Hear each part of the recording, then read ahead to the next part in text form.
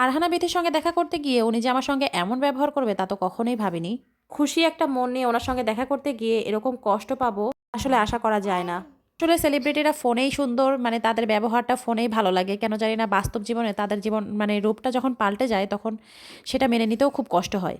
আমার মনে একটাই প্রশ্ন যে আজ যে উনি ফারহানা বিথি হতে পেরেছেন সেটা কিন্তু আমাদের জন্যই। আমরা সবাই ওনাকে ফলো করেছি, সবসময় ওনাকে পছন্দ করেছি দেখেই কিন্তু আজকে উনি এই উপরের পর্যায়ে আসতে পেরেছেন। কিন্তু ভাই উপরে উঠলে বা জনপ্রিয়তা পেলেই নয়, সেই জনপ্রিয়তাটাকে ধরে রাখাও কিন্তু অনেক কঠিন। আর এত মানুষের ভালোবাসা পেলে সেই ভালোবাসাটাও কিন্তু ধরে রাখতে হয় বা ধরে রাখতে জানতে হয়। একটা অনুষ্ঠানে ফারহানা বিথির আসার কথা ছিল আর সেখানে আমিও ইনভাইটেড ছিলাম। আর সকাল থেকে সেজেগুজে গিয়েছি ওনার সঙ্গে দেখা করব, বাট ওনার উপস্থিত হওয়ার কথা 12টায়, সেখানে উনি একে তো এসেছে বিকাল 3টায় বা তারও পরে হয়তো। সবাই রীতিমতো একেবারে ক্লান্ত, আমরা না খাওয়া ছিলাম।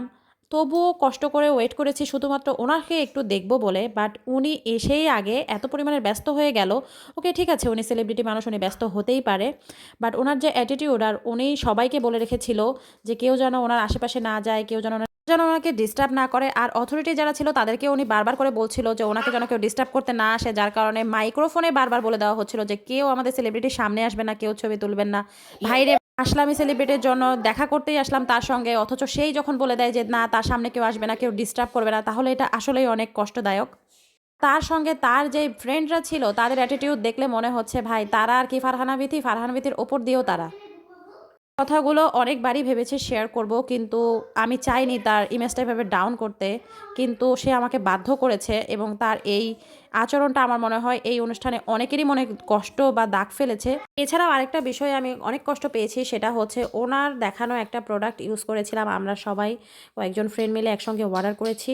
কিন্তু জিনিসটা ইউজ করার পরে আমাদের স্কিনের অবস্থা এতই বেশি খারাপ হয়ে যায় যে সেটা আর বলার মতো না। রীতিমতো আমার ফ্রেন্ডরাও বলতে থাকে যে কার কথা শুনে কি ইউজ করলাম, এই অবস্থা হইল।